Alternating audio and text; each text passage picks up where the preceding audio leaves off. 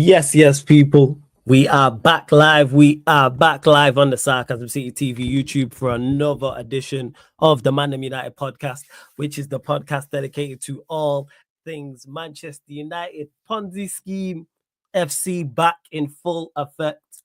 Word to Eddie, SCAMCHESTER United, Bruno and UGARTE goals in combat draw versus Everton as Manchester United draw 2-2 on the weekend.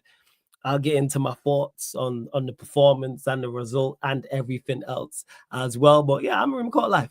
Absolutely caught life, people. So we'll be discussing that as well as reports of more budget cuts, more staff losing their jobs, being made redundant at Old Trafford.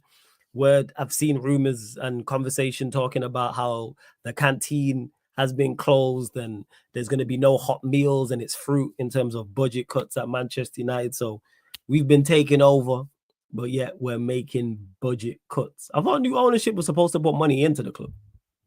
That's what I thought new ownership does, but we'll get into all of that anyway. But please keep all your comments, all your questions, Manchester United related, and make sure whether you're watching this live right now or watching this back after the live, big up to everyone listening on all audio platforms as well. Hit the like button on the video. So important you do that. Hit that like button. When you enter the city of sarcasm, pay the tax. Hit that like button. Make sure you share this out across all of the socials as well. That's me, Flawless, at Sarcasm City TV on Twitter and Instagram. Please retweet, like from Twitter, share from the Instagram. And just as important, it is road to 15,000 subscribers. Make sure you hit that subscribe button. Make sure you hit the notification bell as well, people. Make sure you do so. Big up to Omar in the building. Big up to Paddy B as well. Big up Warrior J. Big up Ryan B. Let me get to some of these comments that Warrior J has been kind enough to put in the chat as well. This is Amorim on Manchester United's performance. We need to win 3 points and we need to win the whole game. The worst part is that we're losing the ball without the pressure and we are not doing what we need to do. We were soft. Wow. He also goes on to say Amorim on the overturned penalty. I think it was a soft touch from what I saw. I think it was a soft penalty. It was clear. So he's basically saying there it was a penalty, even though it was soft. Goes on to say we need to survive the season. That is clear. And then to think ahead. My goal is to win the next game, to give some happiness to our fans because they deserve it a lot. Damn right, we deserve it a lot. 110%. Great. Maserati picked up a knee injury yesterday at Goodison Park. He is set to undergo further tests on Wednesday before a decision is made on whether he can play against Ipswich this Wednesday. So that's from Rob Dawson, ESPN. So the fact that a decision's being made if he can play Wednesday means it isn't that bad. Don't play him. Save him for Sunday. That's what we need to do. Big up to Eddie in the building as well. Yes, Eddie, what are you saying, fam? Yes, Sirski. What up, though, my boy? Blessings. You already know, fam. Warrior J said this. Manchester United coaches are losing patience with striker Rasmus Højlund and his goal drought. This is from MEN. Anyone's got the exact number, like the exact games in terms of the goal drought? I believe it's 11, but I did see 16. But that might be across all comps. Someone let me know. And no questions were taken at the all-staff meeting at Old Trafford. Omar Barada and Manchester United will welcome consultation/feedback later from employees. That's from at Jamie Jackson __ on Twitter. And the last one was from the MEN as well.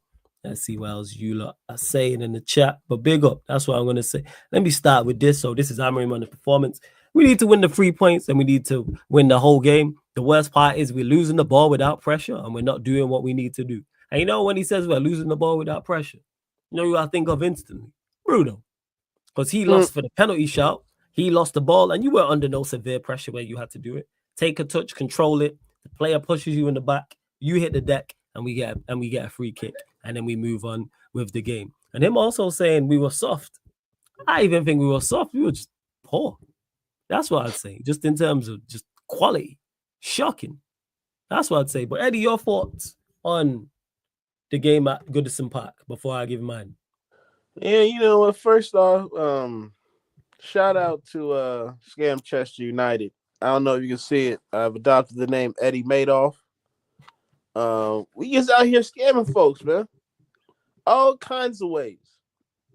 Now, you talked about Bruno. See, Bruno is the worst type of scammer, right? He's the type of scammer that got that cardboard cutout sign talking about anything helps. and then he dips around the corner and he tucks into a Maybach, man. The worst kind of scammers. At least us, you feel me? We got some type of some ethos, some principles to our scamming. We're wholesome scammers over here at Sarcasm City TV. Thanks. We've been scamming y'all into believing into this team. And I'm here to stand on all 10 and say I wouldn't change a thing. I wouldn't change a thing, man. To scam the likes of a FA Cup, to scam the likes of a Carabao Cup, it takes a special type of talent. Facts. So I sit here today, not embarrassed, and proud of my scamish ways. Shout out to all my Nigerians out there. You know the vibes. But enough of that. This fucking club, dog. This fucking club and this performance on Sunday. I don't even know how to really put into words what we saw on Sunday. Just from the top down, nobody looked like they were a part of a team.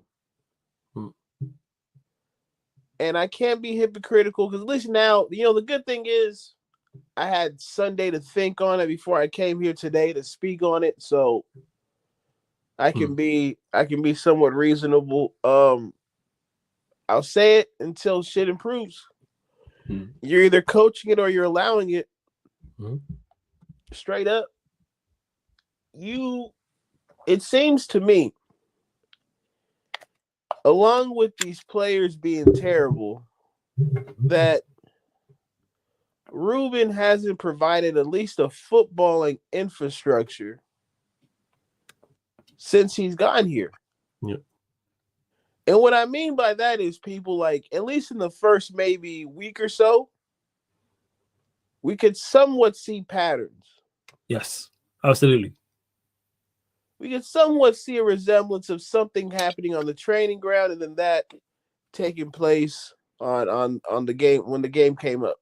Yeah. Now I don't know what to call it. I don't think we necessarily keep our shape well. It used to be our shape was, and when they did the first half breakdown, our shape was consistent. Yes. I think now players have reverted back to who they are. And that has to fall on the manager. You have to give your players something to believe in. That's why what's going on at Everton looks so jolly and shit, but they're still fucking relegation, fighting. But you couldn't tell them that because they've won how many games out of 7? I think it was 5 out of 7 or some shit. Yeah, right? Something like that. They're on a run. Yes. And I'm looking at that Everton team, and I don't rate this United team at all. I would take Beto over Højlund, but at this rate, I don't know who else I wouldn't take over Højlund. I'm looking at our left 10, who was it Garnacho again? No, it was Xerxes. Garnacho came off the bench. No, Bruno. Sorry, I tell a lie. It was Bruno. Bruno in left 10. Okay, yeah. We know how that's just cooked, and it's not people. It's not the good kind of cooked. It's this fish done been sitting in my car, and it's a 90-degree day. It's that kind of cooked, right? So we have that there. Xerxes, again, he would receive the ball in the middle of the pitch, and it'll be himself surrounded by 3 people because it just seemed to me like nobody filled a lane or filled an area of space to be an outlet for him, and that was a consistent thing. The midfield, we had Casemiro and UGARTE, right? Yes, Casemiro UGARTE was the midfield, yeah. During the game, I don't think we were necessarily passed through. I don't think, there were these crazy gaps in midfield like there usually was, but we did have a lot of mistakes in the midfield. Yeah. And I think a part of that is just because you have those two manning that area of the pitch, and they're not necessarily the greatest on the ball, especially UGARTE. Casemiro, he did fine. I think he was just solid, but again, you're asking a guy who played with two of the greatest passers of the football that we've seen in recent times, in Modric and Cruz, to become that. Yeah. And sure, he can play a pass every now and again, but what is his default, right?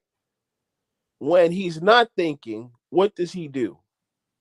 When he gets acts on impulse, what does he do? See, if those guys act on impulse, they're playing a ball that anybody can pick up. Mm-hmm. I can't say the same for Casemiro. So when it comes to him in the midfield, that's why I'm like, look, please get somebody who's more secure on the ball and can move around a bit. That's what we've been lacking. And for the longest time, that profile of midfielder has always seemed to just miss us, right? Yes. We had Herrera, who was the runaround, and then you had Matic, who kind of held it down with the passing. And that balance was perfect, and we saw that. But ever since that partnership, we've just been going downhill and downhill and downhill. And it's only because Everton's midfield is a bunch of runners that we got away with it. So that's the midfield. And defending, the usual suspect, Harry fucking Maguire. Lord of mercy. Redemption Arc. Give him a captain's arm. Give him the captain's armband back. As that guy on Saeed channel said, I'm telling you, Saeed. Trust me. I've seen Harry Maguire this season has been our best player, Saeed. Maguire redemption arc, Saeed. Yeah, redemption arc. 96 points. If we'd lost yesterday, it would have been 98. Harry Maguire is 4 points away from costing us 100 points in the Premier League. Same way. Let's look at his involvement in that. I think it was the first goal. Decore. Yeah. Second goal. How do you look like you moving in slow motion and the video's going at normal speed? Harry Maguire, bro. How do you pull that off? We said, you know what, Harry Maguire in a 3. Oh yeah, it'll be perfect. Some other people will run it. Woo woo woo. Not in this system. Mm-hmm. If you people haven't figured it out yet, when it comes to defending an Amarin system, your 3 center backs have to actually be athletes. They have to be mobile. They have to be mobile to bring the line up. Yeah. Right? I'm looking at Harry Maguire. On the ball, average. Nothing to run home about. Defending, let's not even talk about that. Decision making, let's not even talking about that. And you as a manager still play this guy. Now, I'm trying to give him the benefit of the doubt that it's pretty much the injuries that are limiting his ability to play certain guys. I just can't see a world where you consistently rely on Harry Maguire to perform and you keep your job. I just can't. Which is why I think, we talked about it. I said when we were down 2-0, it has begun. You did say this. The Amarin was very telling that you said that. You did say that. Amarin in saga has begun. Yeah. And to finish up, I don't see it going anywhere anytime soon. And it is unfortunate because I think for me, there was promise at the start of his tenure here. Yes. But he wasn't a fan favorite, right? People were still holding on to the ghost of that Dutch scrub. Mm-hmm. And so he came into a toxic environment, as is. And Manchester United, post Sir Alex, has just been a toxic waste dump. Not even just a toxic waste dump. Like somebody getting sued over toxic dumping into what they've been doing at OT. And my proof is that the chicken was poor. So it's toxic over there, man. Mm-hmm. So at this point, I'm embracing SCAMCHESTER United. Like I said, we must scam our way to a trophy this season. It's gonna be the end. I have no problem parading myself out there like that hip hop pastor that was robbing people. Oh, I know who you're talking about. Yeah. No, I can't remember his name, but I remember Uncle Murder mentioning it in the wrap up. I remember. I will go in front of the congregation in Gucci outfits and ask you for more money. I have absolutely no shame, people. Gucci outfits is crazy, you know. Gucci outfits. Protect Felipe Watches, and I will ask you with a straight face, can you please donate to my congregation? I'm trying to feed the children. Don't let the ice blind you while I do it, people. Trust me. Man, there with them $10,000 jeans. What are they again? And don't forget, he was the guy that made the real pastor's housewife. Remember, he was the one that started that shit as well. Yeah, the pastor housewife. Remember? It's crazy. This is what I'm here for. No shame, people. No shame. Yeah, and so Eddie, you want to say it? Let me just get to this. Yeah, let me just get to a couple things. Big up to everyone in the chat. I'm gonna get to a couple questions in a second. Question you for Flawless: have you or are you near to checking out for the season? The reason why I haven't checked out for the season is because Eddie's writing what he's saying about scamming and being a pastor who's blinged out but telling you to put into the plate. Go ahead and put in that plate at church. Put in that plate, even though I'm there in Gucci with Louis flip flops. No, the reason why I've not checked out for the season, Paddy B, is because we have 2 trophies still to fight for. As bad as our season is, it's diabolical. Managers performing at a horrendous level. The players we know are poor. Idios, Glazers, crooks. We know this. There is still 2 trophies up for grabs. So that's why I will never check out with trophies on the line. Do I think we win the Europa League or FA Cup? Absolutely not. I have zero faith in us winning those 2 trophies. However, we are in those 2 competitions because most other teams don't really have too much to play for. The league's gone. You've got Liverpool in the Champions League. Arsenal ain't winning the champs. Arsenal in Europe, oil and water don't mix. So outside of Liverpool, Chelsea, if you want a class, because they're in the Conference League, and City in the FA Cup, none of the other big sides are playing for anything. We have 2. Liverpool are also playing for 2 trophies. So outside of Liverpool, no one else is looking at 2 trophies. So no, I haven't checked out for the season because there's still trophies at stake. And like Eddie said, we've pulled off big heists before. We've done huge heists. We've done small heists and small robberies. We've done medium and we've done large. This would be like hitting worldwide banks. That's what this Fort would be Knox, like. bro. Two worldwide banks if we manage to pick up one of these trophies or both of them. So I'm looking for us to pull off the biggest job yet. It's like Fast and Furious, how they just always on fuckery in that film. And when there was one of the films where Tyrese's character actually said it and was like, "This is the biggest job we've ever done. We've done a lot of crazy stuff, but this would be even crazy." I can't remember which Fast and Furious it was because there's so many. I think that was 5. Was it 5? I think it was 5, 4 or 5. Yeah, I think it was 4 or 5. Might have been 5. Let us know in the chat, people. So in regards to that, no, I'm not checking out. Big up to Stephanie G as well. Big up S Madison. I see you also in the chat. He says he knows his team loses the ball even without pressure.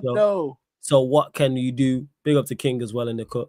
So what can you do to play the kids, bro? Exactly that, play the kids. And to punish Sam, I hear what you're saying, like your overall thought process with this, where you say send us down to the championship. Some of these players and fans need a reality pill.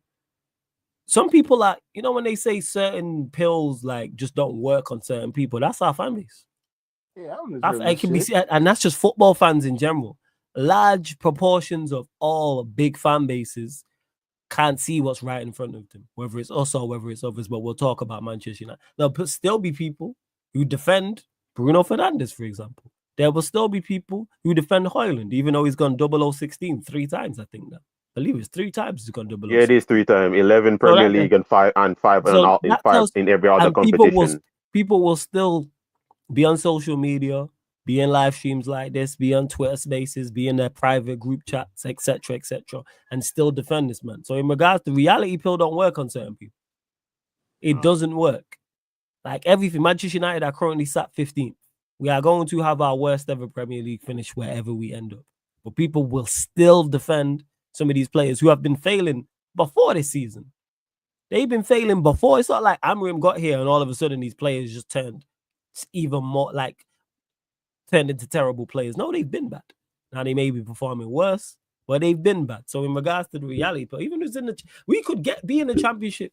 A man would still defend these players. If let's say hypothetically, it's not gonna happen. We got relegated. People would still defend Bruno, still defend Hoyland, still defend Garnacho and Dalot and Maguire. Still, don't get misunderstood. And then in the championship, they'd hype him up. Oh, look at what he's doing. Look how he carried us to promotion in the championship and all. A brace against flipping Plymouth. Yeah, 100%. But hey, beating Plymouth ain't for everyone. Flawless. Ruben Amorim's system is not working like he played at Sporting, and he's not willing to change. But do you think he's not tweaking it according to different teams? I just think he's not tweaking it because he's managing like an absolute idiot. I'll be honest, bro. Go on. Honestly, not to interrupt you, but that's cool. Go with it. This is the weirdest thing for me out of it all. The wingback situation. Talk about it. That you can't even get creative with your options at wingback. That consistently Dalot finds himself in that wingback position. For the life of me, like, again, I don't understand how he hasn't at least tried. I mean, and not even from a technical level, right? But that Sporting team was fast. You're relying on Bruno, fucking Hoyland, Dalot. I'm not going to include Dorgu because he just came through. Yeah. But you putting these guys who just can't run. And they can't keep the ball either. Yeah. They're not even technically sound to make up for the lack of the physicality. Yeah, they do neither well. Yeah.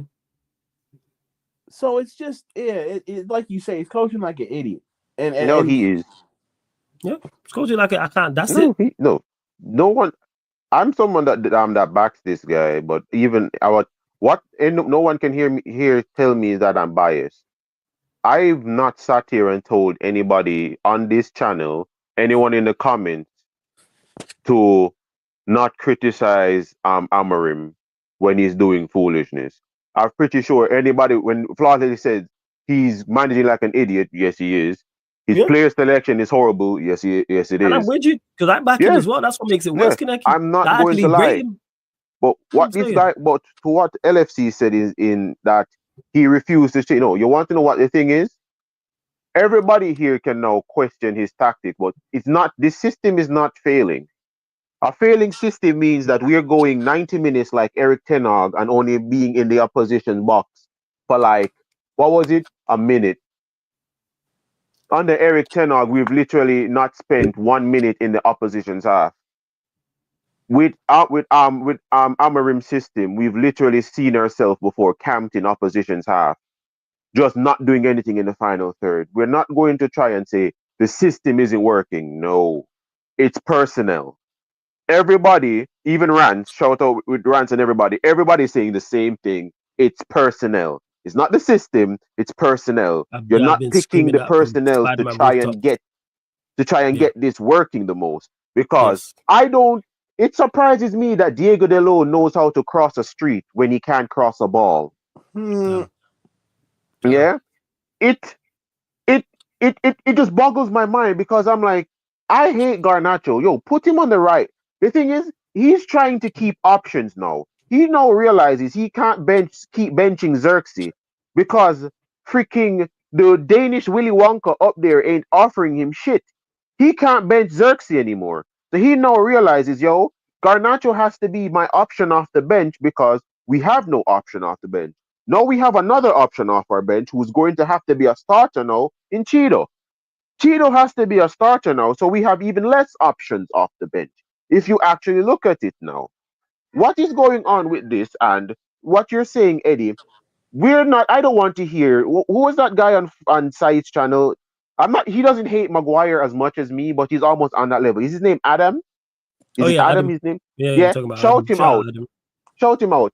Eddie, it don't make what formation or anything you play with Harry Maguire. If you're not a mid-table team, that we are right now, that has no ambition, Harry Maguire is going to look awful.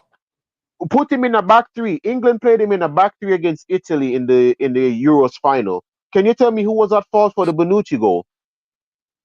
All right. Harry Maguire played in a back three against France in the World Cup. Can you tell me who was supposed to be marking Giroud? Damn. Yeah. Harry Maguire played in the back three for Leicester City. Yep. Who ducked the company shot? You want me to continue with this Harry Maguire shit? Harry Maguire is not good in anything that he does. Play him in a back three, a back seven. You could put him in Arsenal system right now with 9 centre backs. Harry Maguire would still find a way to make all the 8 centre backs around him look shit. You need to understand when Man United have players that have the opposite of the Midas touch. These people have the shit touch, bro. Everything these players go around becomes shit. This is what it is. Adam said it after I said it, and I have to complete. And I'm glad that someone sees it as well.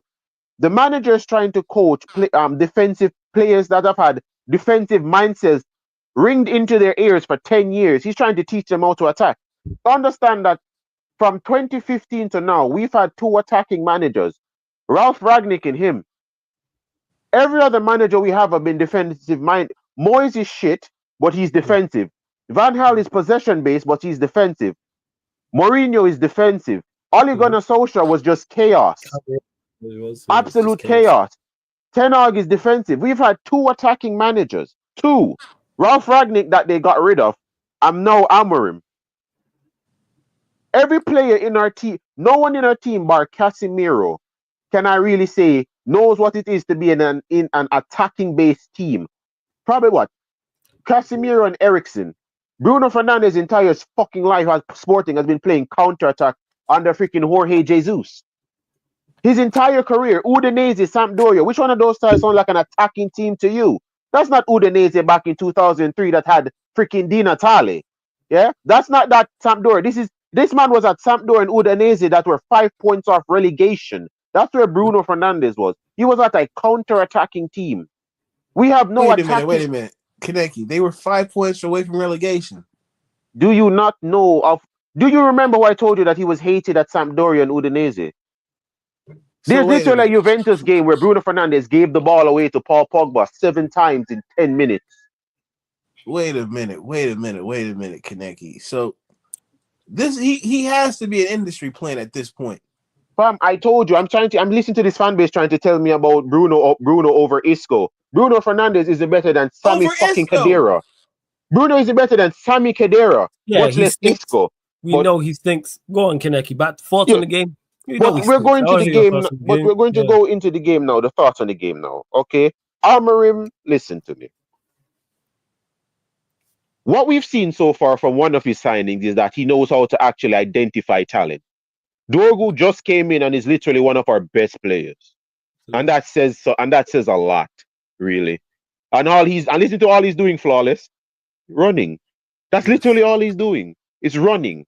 With some he's managed to identify. And I think he's trying to learn from it that we need runners in this league, but he's trying to identify the exact type of runners we need in what position. Bruno Fernandez is a runner with no intelligence. Why is Bruno keep playing? Because this is the only thing that fits this right here. Heard you on the chat with Saeed when you were saying bring Pogba back for 3 months. I completely agree with that. Like, yo, help come here, settle the ship a little, and then be on your way. No qualms with that. But he's starting to identify what we need in every position now, and what is the maximum type of ability. In our midfield, we don't need somebody that runs a lot. We need somebody that thinks more than he runs. He can run, but we need someone that thinks. Diego Delo at wing back, go into the youth academy, find some youth that can just run fast and just tell him and just put him there, okay? Stop with this Diego Delo thing.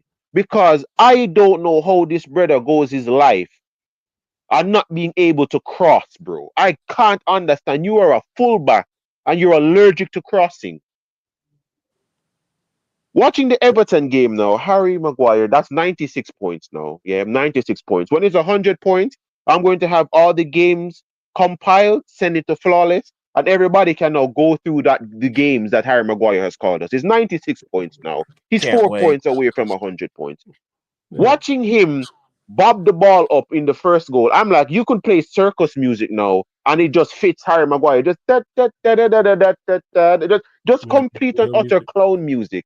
Yeah, I'm not even going at Sam Bubu. As I said before, that's just what he does. I'm not expecting anything from that guy. All right, I'm not expecting anything from Sam Bubu. Yeah, that is just what he does at this point. Okay, I'm looking at this brother that everybody was telling me redemption on. Yeah. Beto didn't even look at the ball. This man is just looking at Harry Maguire like, you're going to make a fuck up, and I'm going to be right here for when you make that fuck up. The whole game, Beto literally put himself right near to Harry Maguire. Beto did not go near Dillit. He did not go near Mazuari. The whole game, this brother clamped himself on Harry Maguire because he's like, if it's anybody in this back line that is going to make a fuck up, it's the guy that's been in the Premier League the last 10 years. Not Dillit that just came, not Mazuari that just came. He's going after the senior centre back that's been here and know how the Premier League works. I'm going to target you because you're going to be the dude that's going to make the fuck up. And what did Harry Maguire do? 2 fuck ups. Shout out Madison. Harry Maguire literally did the same mistake he did against Spurs when he dragged down flipping Luke Shaw. Those 2 errors. When you said Harry Maguire makes 3 errors for 1 goal flawless, he's against Spurs when we lost 6-1, Harry Maguire made 5 mistakes for 1 goal. 5 mistakes for 1 goal. I went back through it.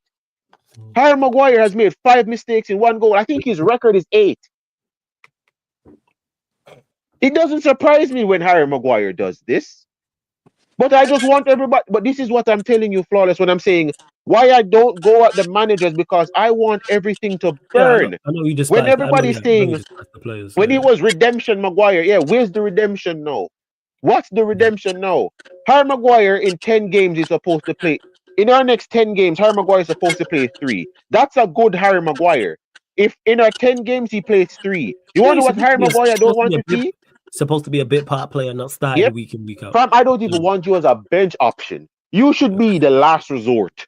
That's what you should be. You should be that. Whose goalkeeper was it? It should be the backup to the backup.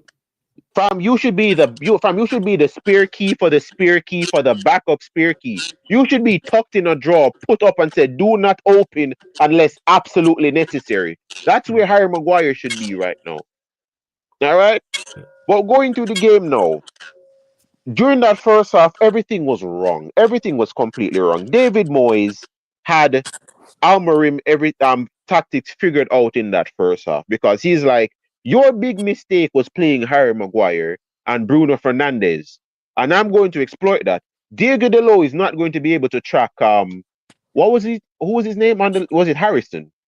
Diego Dalot won't be able to track Harrison. Bruno Fernandez cannot handle the pressure from Idrissa Gana Gueye, and Beto is going to clamp himself on Harry Maguire. What he did was put a lopsided formation out to target our weak side. That's the right. Every mistake that was made on the weak side, and then they put the ball in on the left. Guess who's on the left? Beto. Guess who's marking Beto? Maguire. That is exactly what he did. They went 2-0 up now, complete and utter avoidable. None of those goals can I sit here and say, yo, our system got pieced apart. It's always individual error. It's never the system. Why did we concede the goals? Oh, well, our system, we were playing like this and they exploited the system. No, Harry Maguire don't know how to play fucking football. Bruno Fernandez doesn't know how to kick the ball out for a throw-in, and Diego Dalot doesn't have positional awareness. And it just comes back to it before. Personnels. Why do you keep picking these players? But we're not going to get into that now. Bruno Fernandez's goal, the free kick. Thank you, Pickford. You are the reason why I said England will never win anything in my lifetime. Yeah, I hope you stay as England #1 goalkeeper, because you're a fucking idiot. At 2-1 down now. Now that we scored, everything starts to click now. Everybody now starts to press how we should have been pressing in the first half. Yeah, literally should have been pressing like that in the first half. Now we started putting Everton under pressure now. Xerxes now getting the runners that he always need around him now. Listen to me. If I watch Garnacho ignore Jogu's overlapping runs one more time. Yeah, I don't understand it. Why players are allergic to shooting from outside the box, and why our players just refuse to cross the ball. We have a 6'4" brother up top that is very dominant in the air and has showed us so far since us signing him in Xerxes that he can score headers. Why do no one want to put crossing? Why is it only Drogo that's putting in crosses into the box to him? Then we continue now. We scumbag that the UGARTE equalizer, but that's just what we do, anyways. That's what we do. And then we get a chance to actually win the game. Xerxes made a bad pass. I'm not going to really go in on him because he never knew where Cheeto was. Why is it that Xerxes, who's never played beside of Cheeto, knows how Cheeto play? But Because Bruno ballers more Fernandez ballers. that's played 20 plus games with Xerxes still don't know how to find a Xerxes run. Yeah, because But real we recognize continue. real. Ballers Yeah. recognize ballers. But go on. Then Bruno Fernandez for that penalty, because everybody wants to bring up Bruno Fernandez and Harry Maguire, the two worst signings I've ever seen in this fucking team's history. But I'm seeing these brothers posting up the stats. Bruno Fernandez has hit double digits in assists for 5 straight seasons now. Bruno Fernandez has failed to register 10 assists in the Premier League for 3 years in a row. All right, don't come to me with these all competition stats. I don't care about his all competition stats. I'm talking about the competition that we need to win. Bruno's failed to hit 10 assists for 3 straight years. Yeah, he stinks. Let me move on now. King, shout out to us, man. Hope you're good, fam. First and foremost, it's been a minute. Secondly, I'm all good. Yeah, thoughts on the game, man. Talk to us. Big up the whole panel, man. Yes, yeah, I said it a couple of episodes ago when I was on here. Man United and Western Holdings FC. You know what I mean? We just scam. We to find a way to just scam trophy after trophy and results. And today's game was nothing different. And in reality, we should have lost that game. We did not deserve to win that game. We should have lost that game. If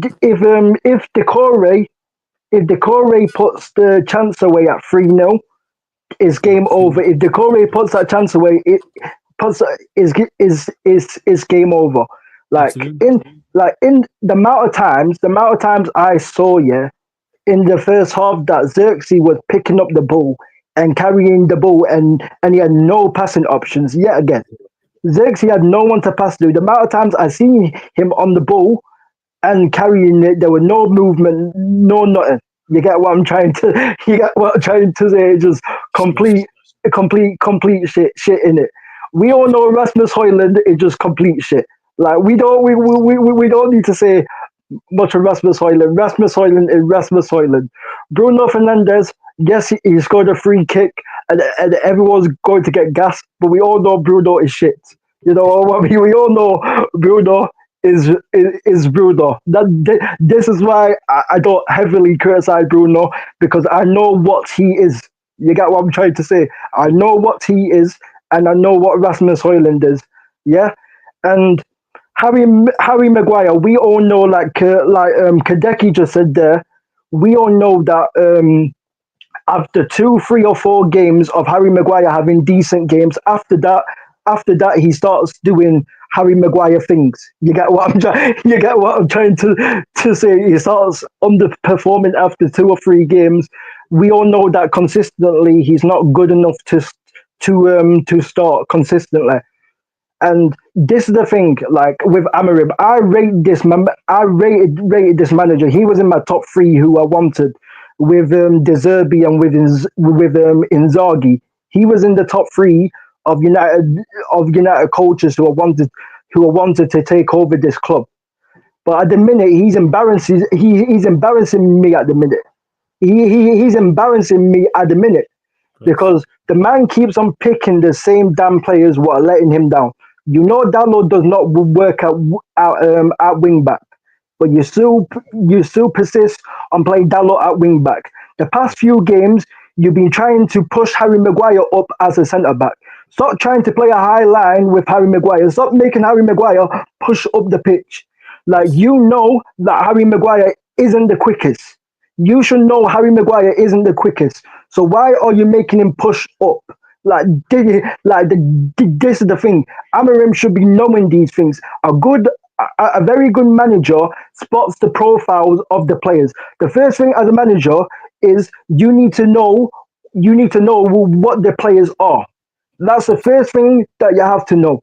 You have to know what the players are good at and what the players are not good at, and limit the bad things and use their strengths. That's how you become a very good coach. I know it goes a lot of.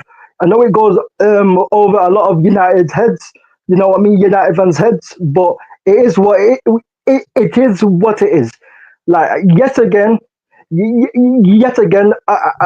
for the first goal as well, Dalot again. Dalot switches off. Harry Maguire doesn't win his second duels. You know what I mean? Duels. Shout out Monts. You know what I mean? You know what I mean? He doesn't win his duels, and we get punished for it. And the thing is that I've said this before. If you are going to play the same players over and over again, the outcome's not going to change. It's going to be the same damn outcome. Yeah. And the thing is, Amarim has had time to use the youth more. He could have used Anthony as a wing back. He did not want to use Anthony as a wing back. Fine. He's had players there that he. At the same time, people can say he hasn't had his own players. He hasn't had his own players, but he's had Collier that he could have played in most of the games. He hasn't really played Collier that much. He's had Casemiro that he could have played in certain games. He hasn't played Casemiro until the past couple of games. So and he hasn't had Anthony that he could use as a wing back. And this is the thing, this is the thing that he should know as well. Like, whoever you play in the front line, if it's Bruno, Garnacho, and Højlund, whoever it is, or most of them, most of the bad players in the front lineup, you know that these men are not intelligent to close down spaces. You know these men can't press. You know that Rasmus Højlund and Bruno Fernandez and Garnacho run around like headless chickens. You know what I mean? They run around like headless chickens, bro.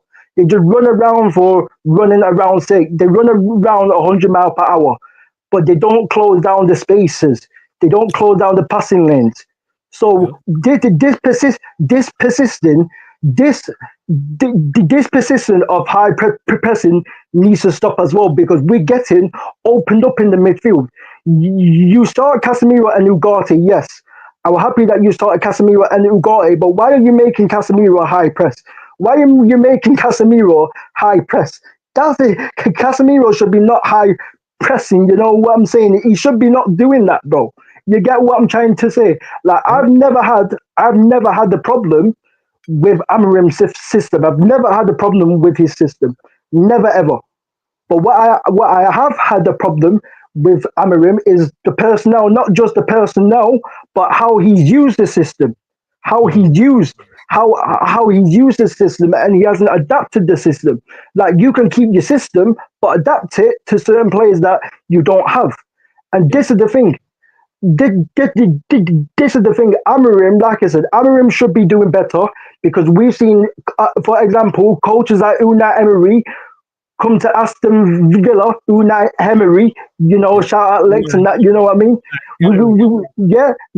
We've seen Unai Emery come into the Premier League, come to the Premier League in mid-season. Aston Villa was 17th, and he got them to 7th.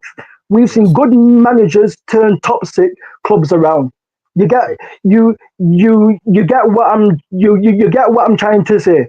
And Amarim needs to be, and at the end of the day, Amarim needs to be doing more with these players. We know how bad some of these players are, or a lot of these players are. We all know how bad they are, but your job as a coach is to get the best out of the players that you already have, and he is not doing it right now, bro. He is not doing it right now, and the reason why I need to see this is because he's not going to have the same excuses next season.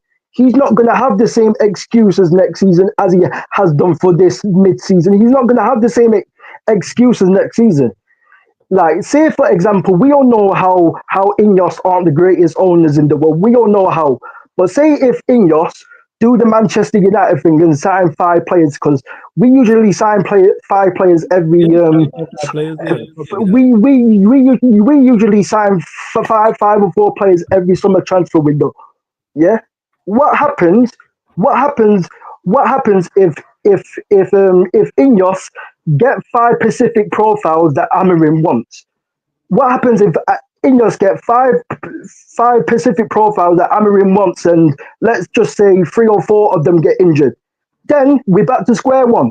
You get what you get what I'm trying to say. This is what people also have to factor in. Yeah. What if the 5 signings that Ineos do bring in, or the 4 signings, and 3 or 4 of them get injured? What happens then? Then Amorim is back to square one. This is why I need to see better from him. I rate him as I don't rate a lot of these players. I rate him though. This is why he should be doing better. You know what I'm trying to say? I don't expect any more and a lot from these players, because I know what these players are. You get what I'm trying to say?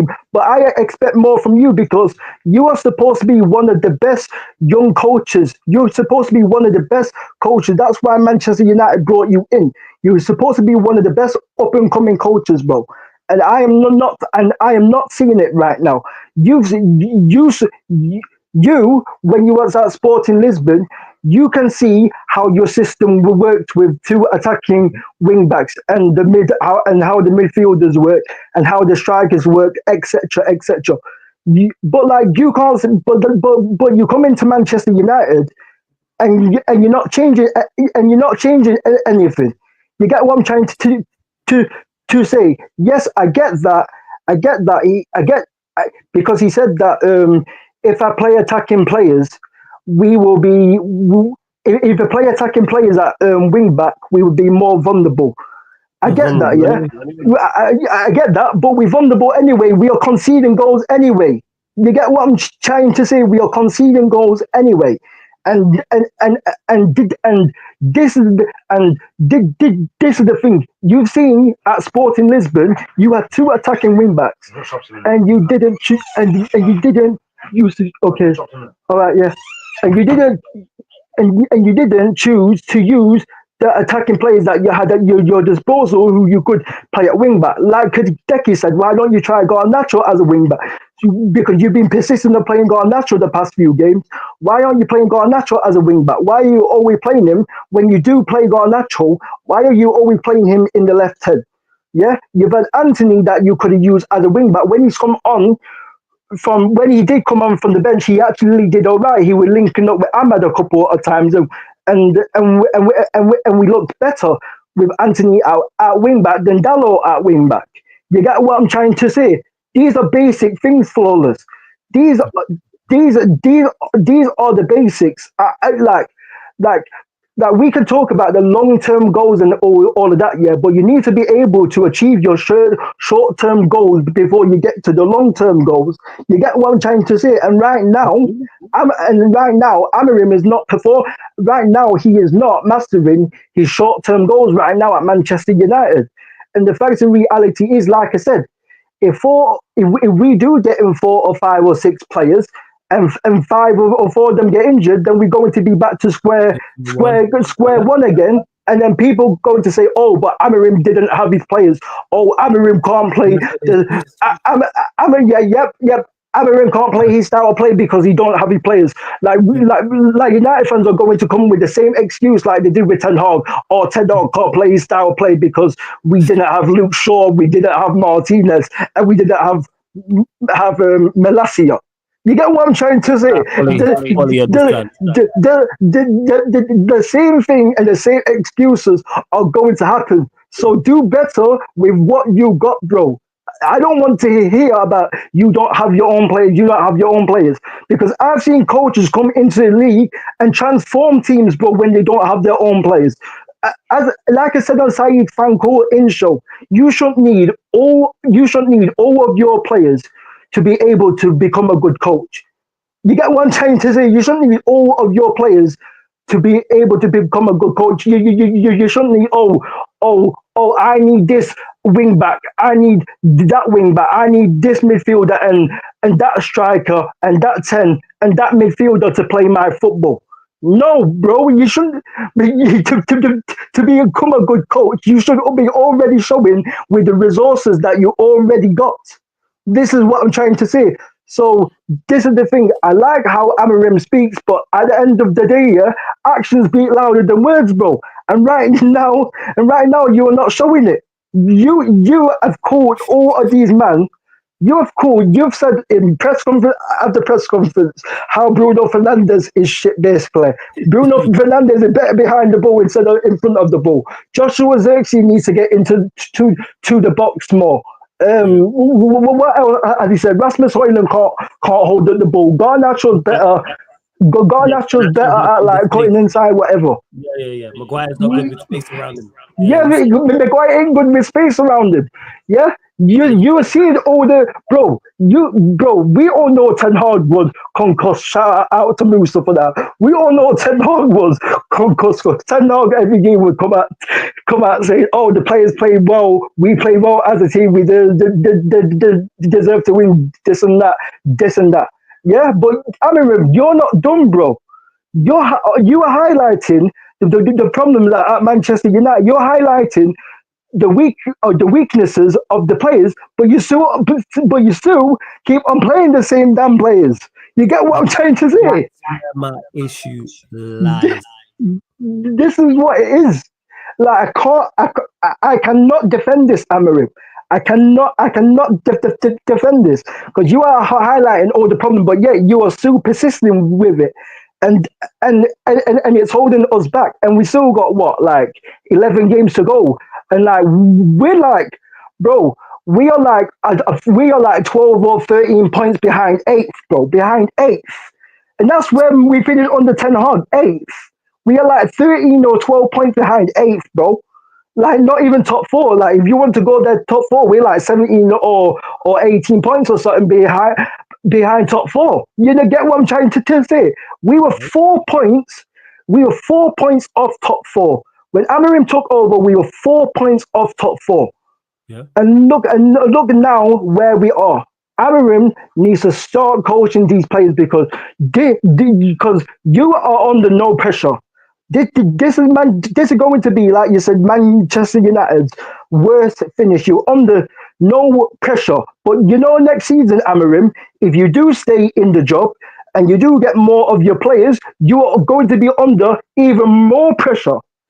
And if you can't get the best out of the players now, and you can't get the best out of the players in the next transfer window, or most of them get injured, and we're back to square one again, then you're going to have even more problems and even more pressure on your hands, bro. You get what I'm trying to say?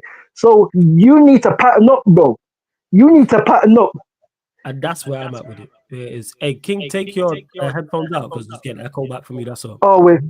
Yeah, no stress. It's all good. No problem. Yeah. And can you hear me now? Yeah, let me see. Whoa. Yeah. No echo. We good. Now it's echo. Okay, we're good. But yeah, we're good. We can still hear you clear. But in regards to what you said there, I've been pattern up, and that's where I'm at. Yes, we drew the game. Awful performance, people. Let's just clarify that. Awful performance. We were dead and buried in that game. I see no way back. When Eddie joined the watch along and was saying at halftime that this manager's done, and he was like, he's not ready for the whole Amorim in versus Amorim out. I was with him. I fully heard what he was saying with that. Yep. He managed to scam a draw, get results. And we know the players are terrible. That's why I'll never sit here on this microphone, on this platform, or any other platform and defend these players. We know the players are rubbish. However, Amorim persists. And if you continue to persist with these same players, they are going to perform poorly and they are going to continue to get bad results. And all they're doing is adding pressure to you.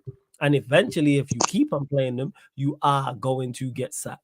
Because you need to be managing at a better level. He's just on pure foolishness. Consistently playing Maguire. Consistently playing Delo. Consistently playing Bruno. Consistently playing Højlund. These players are not good enough. Stop. Don't top it, yeah. Stop playing them. It really is that simple. I'm not hearing no nonsense about there's no players there. We have a whole bench to choose from. Youth players. Because guess what, people? Yes. Cheeto played at Goodison Park. He got on the pitch, and guess what? Even though he was in such a He toxic did all right. environment and the players around him, he did okay. Yeah. He's going to continue. People acting like his career was going to be over or it's going to destroy the youth players. They're not ready. Guess what? These senior players ain't ready. You go 0016 3 times, you are not ready. You are not ready. 0016 at any level is unacceptable. If you go 0016 in League 2, guess what? You are not ready. Look at the performances of these players. Hoyland is not ready. Garnacho isn't ready. Bruno isn't ready. Dalot isn't ready. Maguire isn't ready. Play the youth players. Cheeto got on the pitch, and guess what, people? He actually did okay. He did all right. He held the ball up a few times, passed it off, made some good runs. Did better than Hoyland. Why not? We did better than Hoyland. Why not play him against Ipswich? So reports talking about the coaches have. Let me get to it now. 1 second. Here it is. Where is it? Because I started. They gave up on Rasmus Hoyland, bro. Did I even start it? Let me check. No, I didn't. You can just summarize it. They gave up on him. But yeah, basically reports are now coming out saying that the coaches are fed up with him. Should have been fed up with him. Why is he in the squad? You cannot consistently fail at your job and still keep it anywhere else apart from Manchester United. Yeah. You cannot do. You could not be in a sales job and go the equivalent of 0016 in any job. 0016 3 times, flawless. 3 times, and that's 48 games. That's 48 games. I've got 3 goals, I think, in like 24 league games. And there's still people out here defending. And this is why I put it on the manager. Fed up with him. Drop him. What was R9 doing at Hoyland's age? Yeah, Cheeto will not go. I guarantee you this. Cheeto won't go 3 times. He won't go 0016. Guarantee you that from the shots. No. Brother Fred never went 0016 3 times. 0016, play him. And again, this stems back to the manager in regards to the game, the mistakes, typical. As always, Manchester United, first goal, Dalot, look at the corner, not concentrating, is not switched on. That's what happened, because I thought initially when I seen it that there was players in front of him, and because it's actually a good corner and it's whipped in, and he's seen it late. He's seen it the whole way. He's just not switched on, because if he clears that, we don't concede the goal. Yes, Everton keep it alive, but that's mainly on Dalot. Second goal, dreadful. First and foremost, with Maguire, 3 mistakes in 1 goal. Getting caught for the run, and you can be slow. That's not my issue that he has a lack of pace. That's not my main criticism. Positional sense. If you aren't the quickest, your positional sense has to be much better. So Beto runs off him. That's one mistake. The second mistake is he gets back in and lets Harrison cut in on his right foot. You know Harrison's going to go right foot. Let him shoot on his left foot. Third mistake is after Onana makes the save, and we'll get to him, he does not even jump with the Corey. There's no anticipation there. And aerially, it's supposed to be your bag. That's what you're supposedly good at. That's for Onana, dreadful goalkeeper. No, it's dreadful. And the earlier, Rohan asked me about it before. Yeah. Get rid of this goalkeeper. That is a problem area. Yeah. Anyone telling you anything different, I completely disagree with. And the penalty that is a problem area. And the penalty as well, the way that he parried it, back, you know what I'm saying? Like the way that he parried it back in the danger area, bro. You know what I mean? Man, like the Black Bart Simpson, bro. You know what I mean? We've conceded 6 goals because we've conceded 6 goals since Almer's been here. We've conceded 6 goals from him doing that. Like he's not trying to take it out, save it and parry it out for a corner. He's putting a ball that was shot from the danger area back into the danger area. And it's not even like how you'd see Allison do it, where if he's parrying it back into the danger area, he's parrying it to a red shirt. He's like, okay, Van Dijk is there. He saves the ball. Let me try and put it to where Van Dijk is. No, let me try and parry the ball and inshallah, just parry and inshallah. Yeah? Put the ball and with God and in God we trust. Really? Really? The coaching staff is sick of Rasmus Hoyland. I was sick of Rasmus Hoyland the moment I heard we were going to sign him.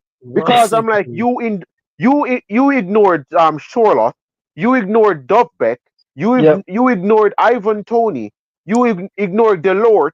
You ignored so much strikers that I said we should have signed, and you spent 75 million on Crazy. Rasmus Højlund. All the excuse. What was R9 doing at Rasmus Højlund age? He wasn't performing like Rasmus Højlund. Anthony Martial was not performing like Rasmus Højlund. Mason Greenwood wasn't performing like Rasmus Højlund. Fucking Dan James wasn't performing like Rasmus Højlund. Patrick Bamford wasn't performing like that, like Rasmus Højlund. Dominic Solanke. None of these guys at his age were performing as bad as him. But you want to tell me because he scored some goals against the most clapped Bayern Munich team we've ever seen in freaking history. Like literally, this is the worst Bayern Munich team in 20 plus years because he scored 2 goals against them with a backline that contained freaking Umpa Maguire.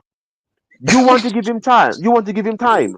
Yeah. This brother scored against Umpa Maguire and freaking Kim Jagielka, and you're like, oh, give him time. That's it. That's what you want to give time to. My issue with it now, Flawless, it's always personnel. I understand what even PS is saying in the chat that the senior players have fucked this season, and I don't want the young players to come in, and because of the senior players, it ruins their growth. But I'm right now. I'm saying, yo, bite the bullet, bro. Like PS, I agree with you that I don't want these senior players ruining the youth. But fam, they won't ruin it. But the thing is, on the flip side, yeah, you've got to. You have no choice in regards to ruin him. Yeah, because you know what? You know what happens on the flip side of things. The youth players help us win a trophy. Yeah. What does that do for their confidence? What does that do for their confidence? Yeah, because wasn't that the risk that even Mourinho took? You gotta take. Was it before or after? No, I think it was after. It was after. During the season when we won the Europa League, where he brought through, it was McTominay, and I'm trying to remember the other youth player that he brought through as well. Twansebe and Fosu Mensah as well. We had Twansebe, Fosu Mensah, and McTominay during the season when we won the Europa League, where he just like, yo, we lost Zlatan. Eric Bailly was out. Like we had like 7 main team players on the touchline with him. All right. Yeah. What? We had and what King said is right. You realize I didn't make this excuse for him. I said I hate the players. I have never come on here and say these aren't Almarim players. Brother, my brother in Christ, you came to Manchester United. These are your players, bro. All right? Yes. I don't want to hear he needs his players. What are you going to do when you don't have your players? Are you going to try and go down the freaking Mikel Arteta route until my players get back, flipping Eric Ten Hag on live television? Well, I told you I would have done good when I have my players. These are your players. All right? I need you, Amorim, to take a player that's performing at a 4 out of 10, try and bring him up to a 5. I'm not saying 6 because that's impossible. I don't expect you to turn a 4 out of 10 into a 6 out of 10. Yeah? But even with the ugliest of girl with enough makeup, can find a way to make themselves look 5 out of 10, brother. Yeah? With enough makeup, a 2 out of 10. Even with enough makeup, a 2 out of 10 can at least look 5. Bring these 4 out of 10s to a 5, Amorim. Bring these 4 out of 10 to a 5. Get the foundation, get the mascara, get the lip gloss, the blush, get everything, brother. And to PS who says, I'm with you, brother. We'd all love to see him come in and play, but the way these senior players have done this season, they deserve to keep playing and take the criticism. You know why I don't agree with this, PS? Because you know what's worse? The youth players coming in and playing better than the senior players. That's worse. That's where if he plays, for example, we'll just use Cheeto. If Cheeto starts playing and gets significant game time, and start starting matches, and he performs better than Højlund, and he scores a couple goals, and doesn't go 0016, and starts making better runs, and starts linking with certain players, and our attack looks better. That's worse on Højlund. Because then the conversation is, you're 72 million, you went 0016 3 times, and this 16, 17-year-old has come in and played better than you. That's what I want. Bring in the youth players. Play Kone. Because then we look at Bruno and go, how's this youngster who's 18 playing better than you? Play the youth players, because not only all he has to do is score 1 goal, Flawless. That's it. That's all Cheeto has to do. That's all he has to do is score a goal. Yes. And already Yes. it looks like, yeah, we should have been doing this. That's and it. he could stink after that. But you know Yes. what he won't be? He won't be Rasmus Højlund. Højlund, exactly. And Who that's at this where I'm point at in with it. time, I have to say this. I think it is hilarious to me that people use the excuse of it's not his players, but then prop up a guy who's not his player. So it's not his player when it's Rasmus. It is his player when it's Bruno. Yeah. Like, what are we doing here, people? And this is the problem that we're gonna have. And I think this is why I think all of us are in agreement. We, no matter the manager we bring in, until certain players are left out of our squad, even if we see a manager implement a new system, it still will not be good enough to where we're trying to go. I agreed with that. So at this point in time, your best bet is to ice everybody out. Yes. Honestly. Yep. And this is why I struggle to back Amarim, because I have non-negotiables. I said from jump, the first thing I want this manager to do, get Bruno out the team. Yeah. Period. Get Højlund out the team. Because we can't be taken as a serious football club where two very vital and important positions are being helmed up by absolute bozos. And matter of fact, I can't even call Højlund a bozo, because that means that a bozo is usually somebody, for me, who attempts to do something, right, but doesn't actually know how goofy he looks when he does it, right? Yeah. This brother doesn't do shit. He's a bum. Yeah. Brother, I can't even say. Bum.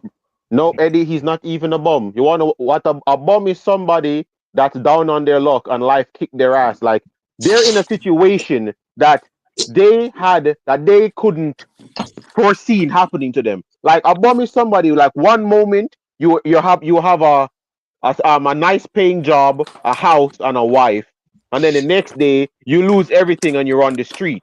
That's a bum. The brother worthless, brother. That is what he means. He means worthless. And that's where it stems from, with Eddie saying all Cheeto has to do is score a goal, and it's a whole different conversation. It's a whole different conversation. All he has to do is starting against Ipswich, and he scores. I don't want to put all this pressure on a young kid. I'm not these United fans who have been, it's funny when people make the exception the rule. Fuck off, Ryan. You cannot use the example of the class of 92 to justify playing the next kid. Yeah.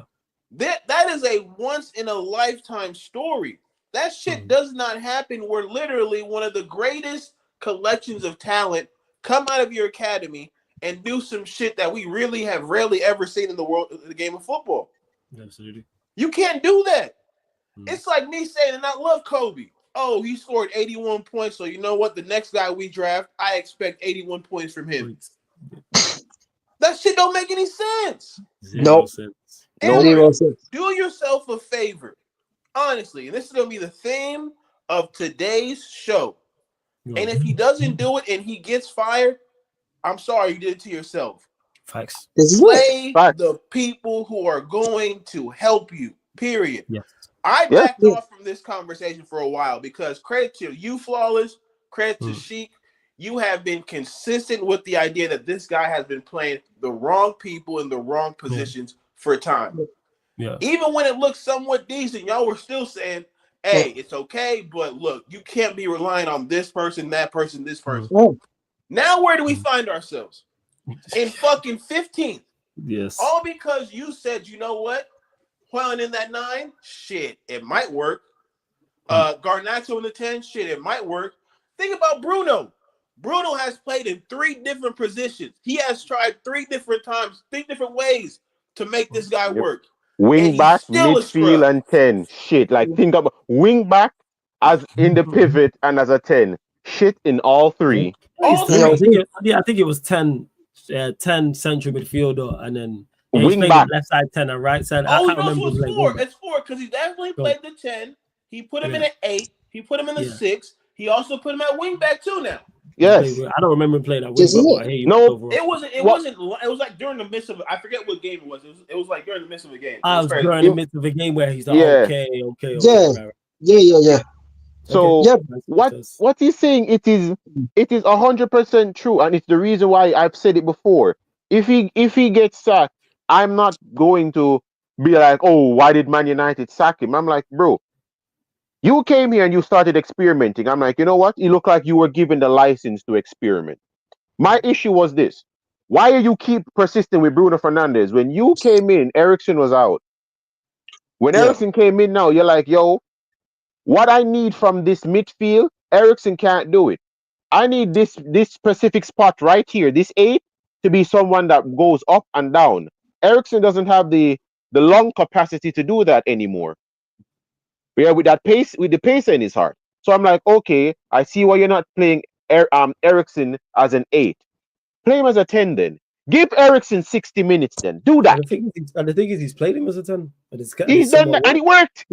It worked. That's We it. won a game with him there. But he's played him as a 10. It's somewhat worked, like, because Ericsson has the technical ability to play 10. Yeah. And he's Put him smart enough to put down passing lanes to make him press. If you put like he's good enough, like play him. What do you have to do? What do you have to lose at this point? Yeah, because he doesn't run around like a head. He doesn't run around like a headless chicken. That's what I said, bro. You know what I'm saying? Yep, and it's something I'm looking at it now. I'm like, yo, Amorim, you're starting to. Right now, he's starting to look like he's starting to figure some shit out, at least some shit out. I'm not going to say he's figured everything out because he's still doing stupidness, but you're figuring out some shit out. Maguire has to play now. You're realizing that. Delete has to play. You're realizing that. The Casemiro and UGARTE midfield now. You're starting to see it's working because what? He's played that twice now. He's played that midfield twice now. So you're starting to realize that should be the midfield that we play. Dogo on the left, keep him there now. The issue now is the wing back, the 2-10. You start to realize that Xerxes has to play. What you need to realize this now is that Cheeto and Ericsson has to play now. So if you're going to put Xerxes as the striker and have Cheeto and Ericsson as the 2-10s, with Cheeto running off of Xerxes, and Xerxes dropping deep as a 10, I have no issue with this. My only issue is right now is that it doesn't look like you have any options with this dumb. You can now drop Bruno with Ericsson. Ericsson for 60 minutes. Play him 45, and if he's good, give him 15 minutes in the second half. Let us see Ericsson more now. Let Bruno Fernandez start coming off the bench. Why I've not go at him, because I realize you dropped Garnacho, you've dropped Rashford, you dropped Maguire, you've dropped Diego Delo. Like, you've dropped a lot of players that we said should deserve to be dropped. What I need you to do now, though, because it looks like I don't know what it is that you realize what made you like, yo, I can drop everybody, but I don't think I can drop Bruno. And I think it's just the fact that you just don't know what foolishness Bruno will come up with. Will he make you 2 goals? Will he cost you 4 goals? We don't know. Bruno is a paradox in time. You don't know what Bruno you're going to get. I think it's the Prime Minister of Portugal told Amorim, look, you don't fucking play Bruno, that's your citizenship, bro. So he don't want to be a refugee. That's all they have to say. Seeing that Amorim also has Algerian heritage, that probably even makes sense as well. But what I'm trying to say is like Bruno Fernandez, it's gambling. I understand he's gambling with it. He's throwing dice with Bruno Fernandez. Okay, maybe this game Bruno Fernandez will get me a goal. Maybe this game Bruno Fernandez will get me a goal. The Everton game, Bruno Fernandez scored a free kick, stupid decision by Pickford, and he made the equalizing goal. So Amorim is like, okay, the gamble paid off, but not to the level that I wanted it to pay off. Against Ipswich now, it's going to be another roll of the dice. It's the reason why I'm saying, yo, 3 months. Don Dada don't like me saying his name. I don't really like bringing him up. But, yo, 3 months. Get him, Put him in the actual position I've that said you this. need him in. Put him there beside of Ugarte or Ericsson or Ugarte or Casemiro. Who doesn't he like you bringing up? I'm sorry. Pogba. Yeah.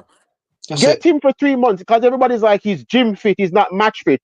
Pogba Which is could be true. unfit, brother. He's fitter than everybody else in our team at the moment. But the thing is, even with him not, where people were in a situation where we are desperate. Do I want to be sat here say I said during the window just gone, but I take Pogba back? No, you know why? Because the window was open and we could have got players in, but now we have no. Then because we brought no players in, then because Ahmad got injured for the season, Mayno's out. We're not sure how long for. We are in desperation settings, people. We can take whatever we can get for the time being. I'm just saying from now, February, the end of February, till the end of the season. I'm not saying sign Pogba, go give him a 2 or 3 year deal, or even a 1 year deal. Give him from now 3 month deal. No, March, because April, May, and then you see where you are at the end of May. Keep it stepping because we are in desperate need. Look at our attack, people. Our options are thin. Forget quality, quantity. We have Højlund, we have Xerxes, we have Bruno, we have Garnacho, Ericsson. You could put in the mix. That's it. We have 5. And Mount's always injured, so you can't even count him. So we have 5. One of them's Højlund, who goes 006, who's currently at 0016. Garnacho's terrible. Bruno's terrible.